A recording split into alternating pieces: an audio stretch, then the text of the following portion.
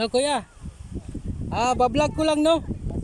Tanong ko, kuya, ilang kuha na to? Ilang months na to siya? Ganito kalaki. Ito, mag-isang taon na sa medyo.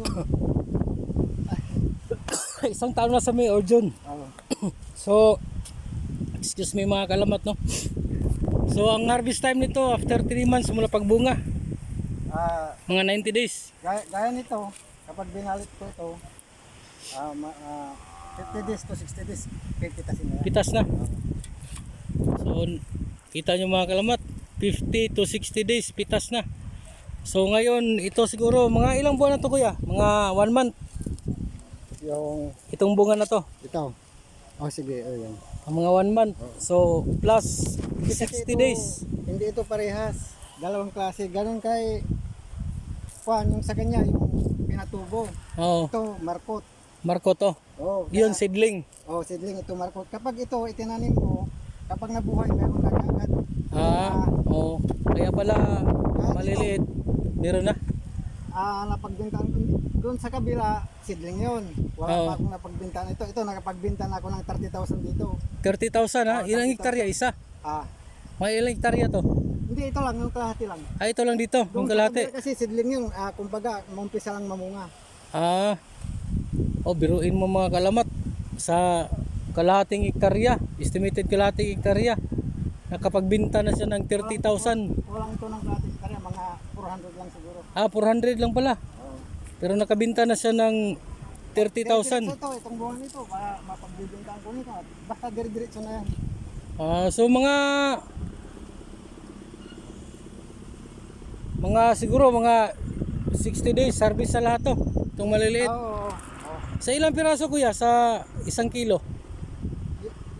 Kumbaga yung iba kasi may 1 kilo, may kalahating kilo, yun lang. Biruin mo yan mga kalamat. Ang 1 piraso, 1 kilo, kalahating kilo. So 80 ang angkat dito, ano? Oo. 80 pesos yung angkat. Ang kumukuha sa akin. Tapos pagdating sa market, mga 120. Ay, makaindi. Oo. So napakaganda ng produktong bayabas dito mga kalamat. So ito sandilom kuya, no? Itong lupang to or kuwan? Ano bang tawag? Ano? Parang mabuhanginin eh. Oo, Sandilom nga, sandilom. Tama yung sabi mo, yung sa amin dito, tawag namin yasa. Yasa, O may buhangin. bangin-bangin. So sa Kaya English to, madaling matuyo. oh, Wala pang 1 linggo, tiyan mo. wala pang singlingo, tuyo na. Pinatubigan. So may fertilizer rin to kuya. Meron na. So ilang bisis sa isang taon, ilang bisis ka mag Fertilizer. fertilizer?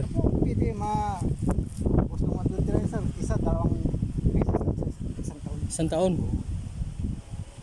Ayos, no? Napakaganda ng produkto. So, Puro mais na yan, tingnan mo, puro bayabas na lahat, pinalitan na. pinalitan na Mais yan, ng amin. dati mais. Mais lang, ito, mais ito. Kamaisan to dati mga kalamat, pero ngayon pinalitan nila ng bayabas. Shot. Ang bubur si andok ng Bernis. Sasikat yan. Ayan sa mga kalamat to, napakaganda. Sarap mag agriculture ng bayabas. So yan sa mga kalamat to, puro bayabas yan mga kalamat to. Kung tignan nyo, napakalawak ng lupang to. Hanggang dun pa sa dulo. Yan.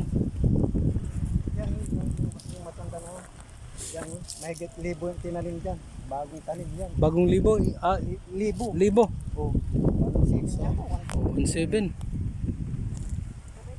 Sus, napakaganda mga kalamat. Tingnan nyo. Napitas kasi yung Kung malalaki nung may idea na ako mga kalamat sa mga bukirin or mga rice fields na hindi na natutubigan. Pero ito sila mga kalamat. Ito siyang bayabas. Ano din sila ng tubig. So nagsasaksyon sila ng tubig mula doon sa mula doon sa gamit nilang submersible pump. Sa mga kalamat, napakaraming bunga. So dito lang mga kalamat 400 square meter mahigit. So napakaganda. So nakakuha tayo ng idea. So ito mga kalamat, ito yung markot. Tapos ito naman sa kabila yung seedling. Kung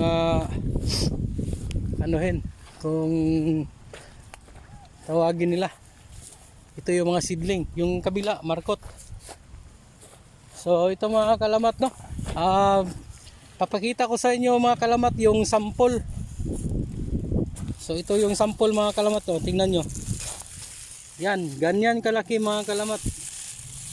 Parang may mga kalating kilo kuya? Ay, baka sobra na to. Oh, sobra. Kalating kilo. So ibig sabihin mga kalamat, mga 40 pesos ng isa nito mga kalamat. So inuo din to kuya. Oo din kapag di mo binalot ng plastic. Pag hindi balutin ng plastic, yun ang kalaban niya. O tinatawag na fruit fly. May Fruit fly. Tutusukin ng kanyang parang bubuyog. Yun ang kalaban. Ito yung seedling.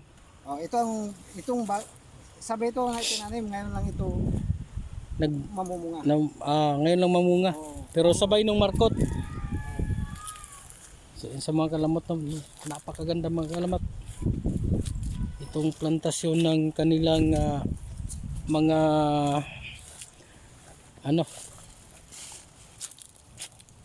bayabas.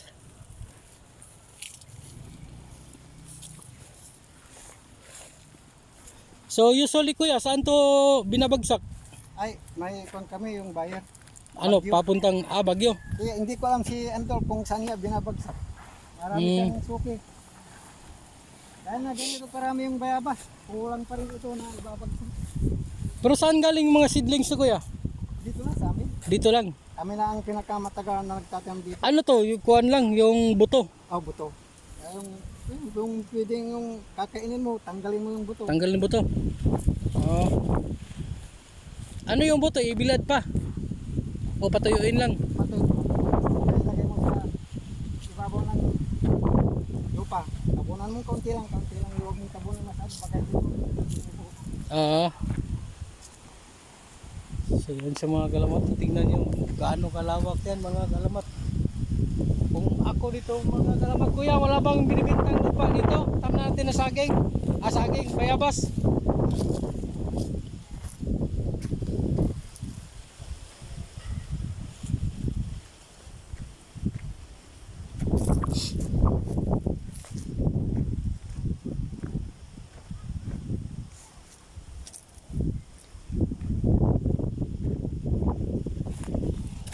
Ang ganda dito mga kalamat. Tingnan niyo yung mga bayabas sila ito kung gaano kataba. Yan kuya, malaki.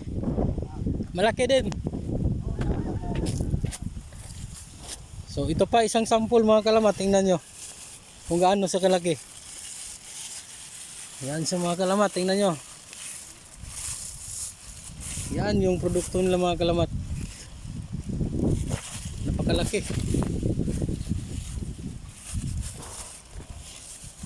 Yun, kung gaano kalaki mga kalamat, mga kalating kilo.